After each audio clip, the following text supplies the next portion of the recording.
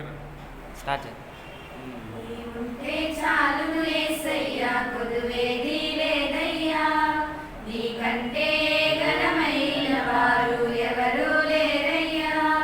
నా వంటి దీన పాపికి శరణం నీవయ్యా, నా వంటి దీన పాపికి శరణం నీవయ్యా. నీ ఉంటే చాలును యేసయ్యా, కొదువేది లేదయ్యా, నీకంటే ఘనమైన వారు ఎవరు లేరయ్యా. సర్వము తెలిసిన వాడవు, సర్వ బలమున్న వాడవు, సర్వము తానైన వాడవు నీవే యేసయ్యా. సర్వము తెలిసిన వాడవు, సర్వ బలమున్న వాడవు, సర్వము తానైన వాడవు నీవే యేసయ్యా. అన్ని కాలాలలోన ఉన్నాను అనువాడవయ్యా, అన్ని కాలాలలోన ఉన్నాను అనువాడవయ్యా. నీ ఉంటే చాలును యేసయ్యా, కొదువేది లేదయ్యా, నీకంటే ఘనమైన వారు ఎవరు లేరయ్యా. సకల శక్తి సంపదలున్నా, శక్తి సామర్థ్యములున్నా, ఎన్నున్నా అన్నీ సున్నా నీవు లేకున్నా. సకల శక్తి సంపదలున్నా, శక్తి సామర్థ్యములున్నా, ఎన్నున్నా అన్నీ సున్నా నీవు లేకున్నా. కలిగినది కొంతైనా ఎంతో తృప్తి నీవున్నా, కలిగినది కొంతైనా ఎంతో తృప్తి నీవున్నా. నీ ఉంటే చాలును యేసయ్యా, కొదువేది లేదయ్యా, నీకంటే ఘనమైన వారు ఎవరు లేరయ్యా. నా వంటి దీన పాపికి శరణం నీవయ్యా, నా వంటి దీన పాపికి శరణం నీవయ్యా. నీ ఉంటే చాలును యేసయ్యా, కొదువేది లేదయ్యా, నీకంటే ఘనమైన వారు ఎవరు లేరయ్యా.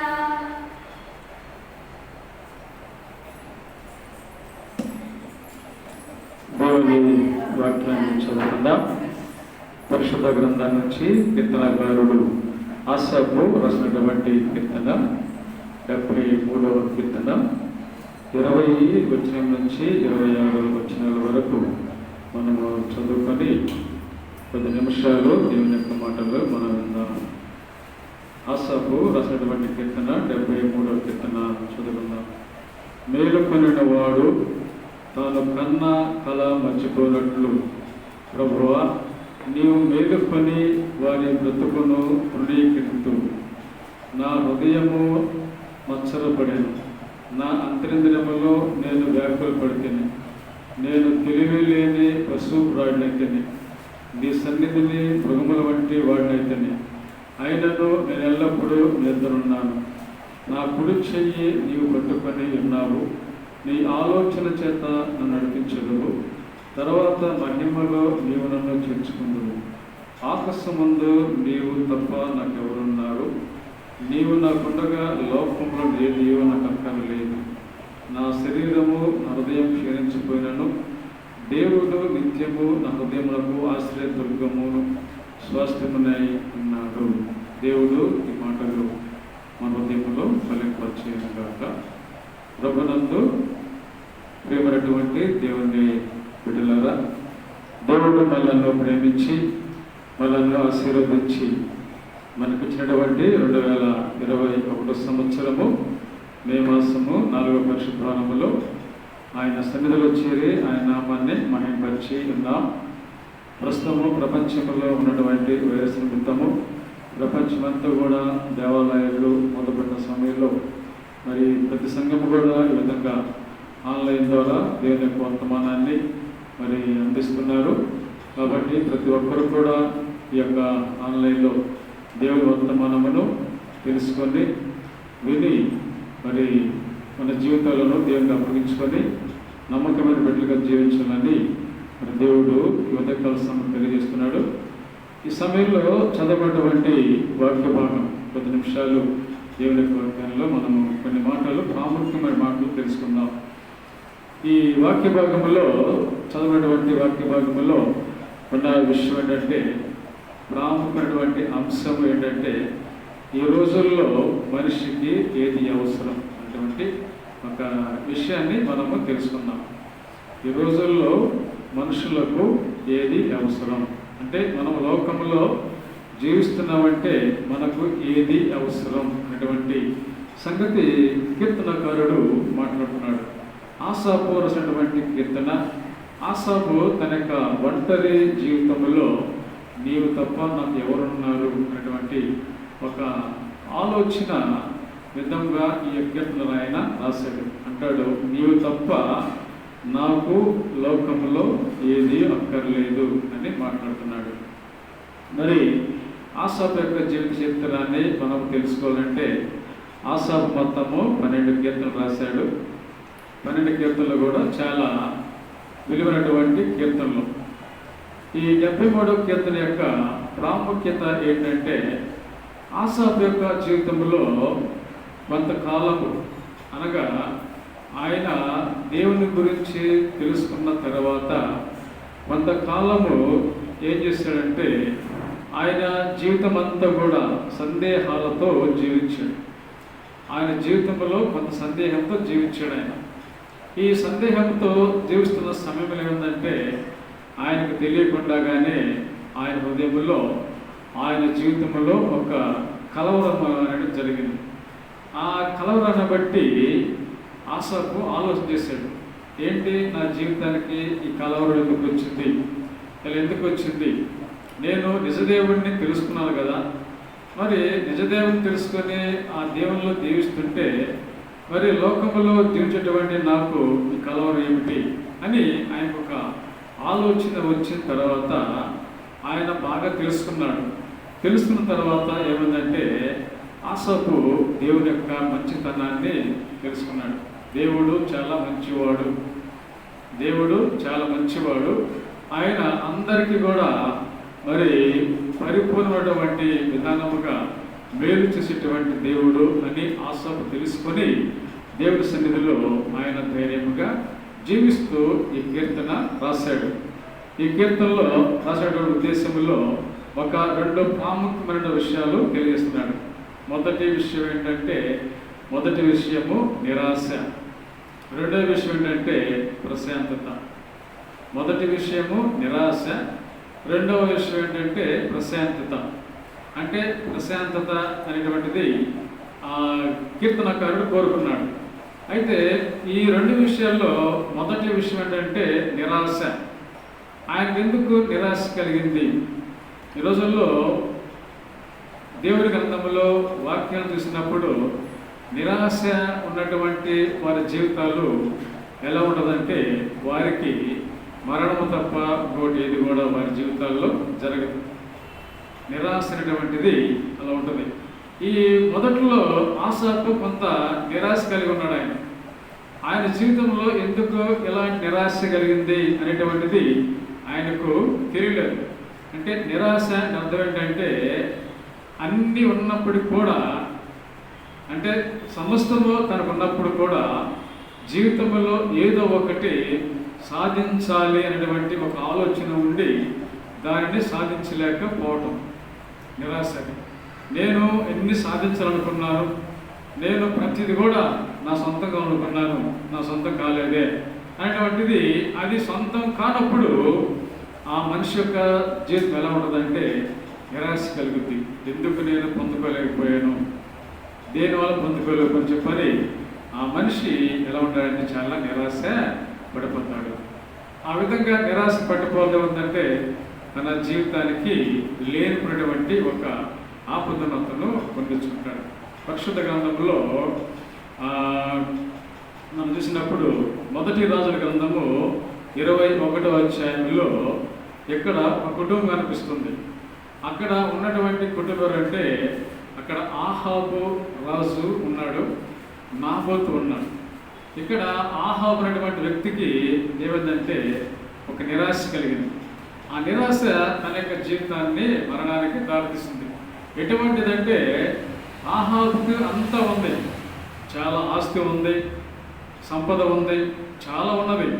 ఉన్నప్పటికీ కూడా ఆసాపుకి ఉన్నటువంటి ఒక ఆశ ఏంటంటే తన ప్రక్కనే ఉన్నటువంటి నాబోతు యొక్క పొలము ఆయన ఆశపడ్డాడు.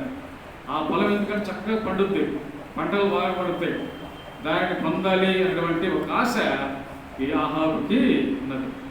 అటువంటి పరిస్థితుల్లో ఏమైందంటే ఈ ఆహాబు ప్రయత్నం చేశాడు, ఇది జరగలేదు. చివరికి ఏమైందంటే దాన్ని పొందుకోలేకపోవటం వల్ల తన యొక్క జీవితంలో నిరాశ కలిగి ఏం చేశాడంటే ఆ మనిషి అక్కడ ఆయన చనిపోవడానికి కారణం కూడా అయింది. దేవుని బిడ్డలుగా ఈ లోకంలో దేవుడు మనకు సమస్తం ఇచ్చాడు, దేవుడు మనకు అన్ని ఇచ్చాడు. మన జీవితాల్లో ఏదో సాధించాలని మనం అనుకుంటాం, కానీ అనుకున్న తర్వాత దాన్ని సాధించలేకపోవడం వల్ల ఏమిటంటే మన జీవితాల్లో మరి అనుకోని విధముగా ఒక ఆపదకి మనము గురవుతుంటాం. అయితే మనము తెలుసుకోవాల్సింది ఏంటంటే దేవుడు మనల్ని ప్రేమించి మనకు ఏమైతే ఇచ్చాడో దానితో మనము సంతోషంగా ఉండాలనేటువంటిది దేవుడు రోజు మనకు ఆయన తెలియజేస్తున్నాడు. మనకు ఆస్తి ఉన్నా లేనప్పుడు కూడా దేవుడు మనకు ఒక రోజులు ఇచ్చినటువంటి ఆశలు బట్టి మనము తృప్తిగా ఉండాలని దేవుడు మాట్లాడుతున్నాడు. నిరాశ అంటే అది. రెండో విషయము ప్రశాంతత. ప్రశాంతత అంటే అర్థం ఏంటంటే హబక్కూకు అంటున్నాడు. హబక్కూకు గ్రంథము 3వ అధ్యాయంలో మనం చూసినప్పుడు అక్కడ హబక్కూకు గారికి చెప్పినటువంటి మాటల్లో కొన్ని రాయబడింది.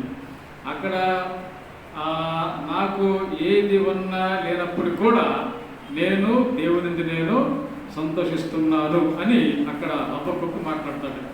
అంటే ఇక్కడ ప్రశాంతత అంటే అర్థం ఏంటంటే మన జీవితానికి ఏది ఉన్నా లేనప్పటికీ కూడా మనం ఎలా ఉండాలి, మనము సంతోషముగా మనము జీవించాలి.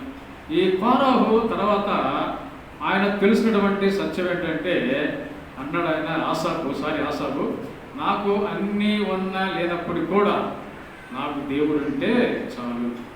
ఈ రోజుల్లో నాకు కావాల్సింది దేవుడు తప్ప మరొకటి నాకు ఏది కూడా అక్కర్లేదు అని ఆసాపు చక్కగా ఆయన అంటాడు. ఎందుకన్నాడు, ఆకాశం ముందు నీవు ఉండగా నేను దేనికి కూడా భయపడను. ఆకాశం ముందు నీవు ఉండవు, నీవు ఉంటే నాకు చాలు, నీవు నాకు తోడుగా ఉంటే నాకు చాలు, నాకు అన్నీ కూడా నాకు ఏ కొదువ లేదని చెప్పని ఆసాపు చక్కగా ఆయన మాట్లాడుతున్నాడు. కాబట్టి కడవరి దినాల్లో చివరి రోజుల్లో మనకి ఏమి అవసరం అంటే లోకములో ఉన్నటువంటి సంపద మనకి అవసరం అంటాడు. యేసుప్రభువు అంటాడు మత్తయి సువార్త 16వ అధ్యాయం అంటాడు, ఒకడు లోకమంతా సంపాదించుకొని తన ప్రాణం పోగొట్టుకుంటే వారికి ఏమి ప్రయోజనం. లోకంలో మనిషి అంతా సంపాదించుకుంటున్నాడు, ఏమి ప్రయోజనం ఏమి లేదు. దేవుడు లేకుండా అంత సంపాదించినప్పుడు కూడా లోకము మనకి అందుకంటాడు దేవుడు మనకు తోడుగా ఉంటే లోకములు మనకి ఏది కూడా అక్కర్లేదు. దేవుడు అన్ని విషయాలు మనల్ని ఆయన నడిపిస్తాడు, అన్ని విషయాలుగా మన దేవుడు ఆయన పోషిస్తాడు. మన కుటుంబానికి మన జీవితానికి ఏది కావాలో సమస్త కూడా దేవుడు మనకు ఆయన ఇస్తాడు. కాబట్టి ఈ రోజుల్లో మనుషులు ఎలా ఉన్నారంటే సృష్టిని వదిలేసి సృష్టికర్తను వదిలేసి మానవులుగా చాలా వరకు లోకంలో సంపద కోసం వారు ప్రయాసపడుతున్నారు. సంపద కోసం ప్రయాసపడుతున్న వాళ్ళు ఆ విధంగా ప్రయాసపడుతూ జీవితాలను ఏదో సాధించలేవనేటువంటి ఒక నిరాశతోటి అందరూ కూడా తమ ప్రాణాలు వాళ్ళు తీసుకుంటున్నారు. కాబట్టి అటువంటి నిరాశ నుంచి మనము బయటకు వచ్చేసి ప్రశాంతి కలిగి మనం జీవించాలంటే మనకు కావాల్సిన ఏంటంటే దేవుని మనం అందుకొని మనము జీవించాలి. అందుకని అంటాడు, ప్రయాసపడి భారం మోస్తున్న సమస్యలారా నా యొద్దకు మీరు రండి అంటున్నాడు. మనందరూ కూడా లోకములో ఉన్న పరిస్థితులు మనము దేవుడి దగ్గరికి వచ్చినప్పుడు దేవుడు మనం తోడుగా ఉంటాడు. ఒకసారి యేసు యొక్క జీవితాన్ని చూడండి. యేసు యొక్క జీవితాన్ని అన్నలు తీసుకెళ్ళి గుంటలో పడవేశారు. గుంటలో పడవేసినప్పుడు అక్కడ యేసేపుకు ఎవరు తోడుకున్నారు? ఆ గుంటలో ఉండి యేసు ప్రార్థన చేశాడంట. ఆ గుంటలో ఉండి దేవుని ప్రార్థన చేశాడు, దేవా ఈ పరిస్థితుల్లో నన్ను రక్షించు, నన్ను కాపాడు, నీవు తప్ప నాకు ఎవరు కూడా లేరయ్యా, నువ్వు నాకు తోడుగా ఉన్నావు అని చెప్పని ఆ గుంటలో యేసేపు ప్రార్థన చేసినప్పుడు ఆ గుంటలో నుంచి దేవుడు యేసు పైకి దానియేలుకు జీవితం అందిస్తున్నాం. 4 రాజులు పరిపాలించేటువంటి కాలంలో దానియేలు నీతివంతుడిగా జీవించడానికి, మంచి ప్రాంతంలో జీవించడానికి, ఆ దానియేలు ఆ రాజుకి బ్రొక్కనందున తీసుకెళ్లి సింహాల బోన్లో వేశాడు. సింహాల బోన్లో వేసినప్పుడు దానియేలు ప్రార్థన ఒకటి, నిజమైనటువంటి దేవునికి ప్రభువా నీవు నాకు తోడుగా ఉన్నాయా అని దానియేలు అక్కడ సింహాల బోన్లో ప్రార్థిస్తున్నప్పుడు ఆ సింహాలు కూడా ఏం చేయలేకపోయాయి. చూడండి, యేసేపుకు దేవుడు తోడుగా ఉన్నాడు, దానియేలుకు దేవుడు తోడుగా ఉన్నాడు. దేవుని బిడ్డలుగా ఈ సమయంలో దేవుడు మనతో మాట్లాడుతున్నాడు. మనకి కావాల్సిందంటే దేవుడు మనకు తోడుగా ఉండాలి. దేవుని మనము హత్తుకొని మనము జీవించినప్పుడు దేవుడు మనల్ని ఆయన చూపిస్తాడు. దేవుడు మన హృదయంలో ఉంటే మనకు ప్రశాంతంగా ఉంది. ఒక మనిషి లోకంలో ప్రశాంతంగా బ్రతకాలంటే మనకేం కావాలంటే దేవుడు ఆయనకి కావాలి. అందుకని చూడండి, కీర్తనకారుడు రాసినటువంటి కీర్తనలో కూడా 2వ కీర్తనలో ఒక చక్కటి మాట కీర్తనకారుడు అంటున్నాడు. చదివినటువంటి ఈ 4వ కీర్తన 8వ వచనంలో మాట్లాడాడు, యెహోవా నెమ్మదితో పండుగ నిద్రపోతును, నేను ఒంటరిగా ఉండినను నీవు నన్ను సురక్షితంగా నివసింప చేయను. నేను ఒంటరిగా ఉండినను నీవే నన్ను సురక్షితంగా నివసింప చేయని చెప్పని ఆ కీర్తనకారుడు. ఎందుకంటే కీర్తనకారుడు దేవుని వైపు ఆయన చూశాడు. ఆయన దేవుని వైపు చూశాడే, దేవుని వైపు చూసి ఆయన దేవుని కోసం ఆయన జీవిస్తున్నాడు. ఒంటరి జీవితంలో ఈ మాట ఎందుకు మాట్లాడాడు, ఎలా మాట్లాడాడు? తన యొక్క దావీదు యొక్క జీవితం అంతా ఎలాంటిదంటే ఎక్కువగా ఆయన జీవించింది అడవిలో జీవించడాయన. మా పశువుల మందం తోలుకుని వెళ్ళేవాడు. ఆ ప్రాంతంలో అక్కడ ఒంటరిగా ఉండేవాడు. తర్వాత గొలియాను చంపిన తర్వాత కూడా ఈ దావీదు శత్రువులు అడ్డుపడుతుంటే ఒంటరిగా ఉన్నాడు. ఇటువంటి పరిస్థితుల్లో దావీదు ఏం చేశాడంటే దేవుని వైపు ఆయన చూశాడు. ప్రభువా నీవు ఉండగా నాకు లోకములో ఎటువంటిది ఉంది. అందుకని అంటాడు 20వ కీర్తన, గాఢాంధకారపులో ఉన్నను సంచరించిన దేనికి. కాబట్టి దేవుని బిడ్డలముగా మనకు కావాల్సిందంటే దేవుడు మనకు తోడుగా ఉంటే లోకములో ఎటువంటి భయాన్ని మనము ఎదుర్కొన్నాం. ఒక భక్తుడు ఈరోజు మాట్లాడుతున్నాడు, క్రైస్తవులంట భయాన్ని భయపెట్టే వారికి ఉండాలంట. గమనించండి, ఉన్నటువంటి భయాన్ని మనం ఏం చేయాలి? మనం చూసి ఆ భయము పారిపోవాలి. చూడండి, సింహాల బోన్లో దానియేలు ఉన్నప్పుడు ఆ సింహాలు చూడండి, దానియేలు చూసి సింహాలు భయపడేది. ఎంత గొప్ప సంగతి చూడండి. దానియేలు చూసి ఆ సింహాలు భయపడ్డాయి, ఏం చేయలేదు. అడవుల్లో కూడా మరి ఎలుగుబంట్లు కానీ సింహాలు కానీ దానియేలు చూసి దావీదు చూసి పారిపోయాడు. కాబట్టి దేవుని బిడ్డలుగా మనం ఏం చేయాలంటే మనల్ని చూసి భయము పారిపోతాం. ప్రస్తుత ప్రపంచం అంతా కూడా వైరస్ వల్ల చిన్న బిడ్డ దగ్గర నుంచి వృద్ధుల వరకు కూడా వారికి ఒకటే భయం. ఏ టయానికి ఏమి జరుగుతుందో తెలియదు, ఏ నిమిషానికి ఏం జరుగుతుందో తెలియదు, పరిస్థితుల్లో ఉంటాయి మనకు తెలియదు. ఇటువంటి పరిస్థితుల్లో, ఇటువంటి భయంకరంగా ఉన్నటువంటి పరిస్థితుల్లో ఆ భయానికి మనం ఏం చేయాలంటే భయపడకూడదు. ఆ భయం మనం చూసి పారిపోద్దండి. మనల్ని ఏం చేయదు. మనకు దేవుడు తోడుగా ఉన్నంత వరకు మనకి, మన కుటుంబాలకి, మన బిడ్డలకు ఎటువంటి హాని లేకుండా దేవుడు క్షేమంగా నడిపిస్తాడు. అందుకని అక్కడ రాసబడినాడు, ఆకాశమందు నీవు ఉండగా నేను దేనికి. ఈ రోజుల్లో మనకు కావాల్సింది ఏంటంటే సంపద మనకు అవసరం లేదు. ఈ రోజు అంటే వెళ్ళిపోతాయి. ఈ రోజు కనపడితే రేపు రోజున మనకి కనపడదు. కానీ దేవుడు మనను తన యొక్క రాజ్యంలోకి చేర్చేటువంటి దేవుడు మనకు తోడుగా ఉండగా ఆయన్ని హత్తుకొని జీవించేటువంటి బిడ్డలుగా ఉన్నంత కాలము మనకి, మన కుటుంబాలకు, మన జీవితానికి ఎటువంటి హాని కూడా జరగదు. అందుకన్నాడు ఆయన ఆసాపు తన యొక్క ఒంటరి జీవితంలో ఆయన ఒంటరిగా ఉన్నాడు. ఆయనకి ఏమి చేయాలో అర్థం కాలేదు. ఏంటి నా పరిస్థితి అంతా కూడా అయోమయంగా ఉన్నది, ఏంటి నా జీవితం కలవరం ఏంటి, ఇలా ఎందుకు వచ్చింది అని నిదానంగా ఆలోచన ఆయన చేశాడు. నిదానంగా ఆలోచన చేసిన తర్వాత ఏమైందంటే ఆసపు అప్పుడు తేరుకొని రాసినటువంటి కీర్తన, చక్కటి కీర్తన ఈ 73వ కీర్తన. ఎందుకు అలా ఉన్నదంటే ఆ కీర్తనలో తనకు ఎవరైతే అనగా దేవునికి ఎవరైతే వ్యతిరేకంగా జీవిస్తున్నారో అటువంటి వాళ్ళు దీవించబడుతున్నారు, వాళ్ళకి మేలు జరిగిపోతుంది. కానీ ఆసాపుకి ఏది కూడా జరగట్లేదు, ఏది కూడా కలిసి రావట్లేదు. అంత అయోమయంగా ఉన్నది, పరిస్థితి తారుమారుగా ఉంది.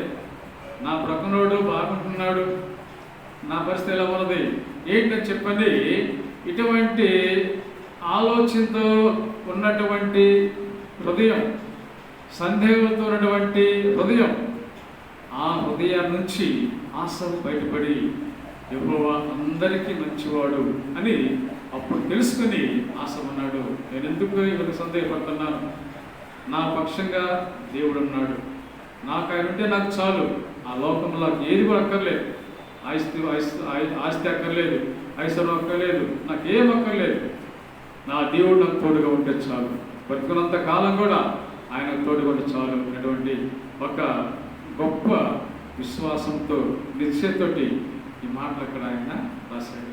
కాబట్టి దేవుని బిడ్డలుగా ఈ రోజుల్లో మనకు ఏది అవసరం ఆలోచన చేసుకొని మనకి ఏది అవసరమైనదో అవసరమైనటువంటి దాన్ని మనం స్వీకరించి అవసరం లేని దాన్ని మనం వదిలేసి దేవుని బిడ్డలుగా ముందుకు మనము కొనసాగాలని చెప్పని ఉదయకాల సమయంలో దేవుడు మనతో మాట్లాడుతున్నాడు. కాబట్టి ఉన్నటువంటి మాటలు హృదయంలో బలపరుచుకొని దేవుని బిడ్డలుగా జీవిస్తూ ముందుకు మనము కొనసాగుదాం. కీర్తనగా తెలియజేశాడు, నువ్వు నిరాశలో ఉన్నావా, నీకు నిరాశ కావాలా, నిరాశలో ఉంటే నీ ప్రాణాన్ని నువ్వు లోకంలో ఆపు తెచ్చుకుంటావు.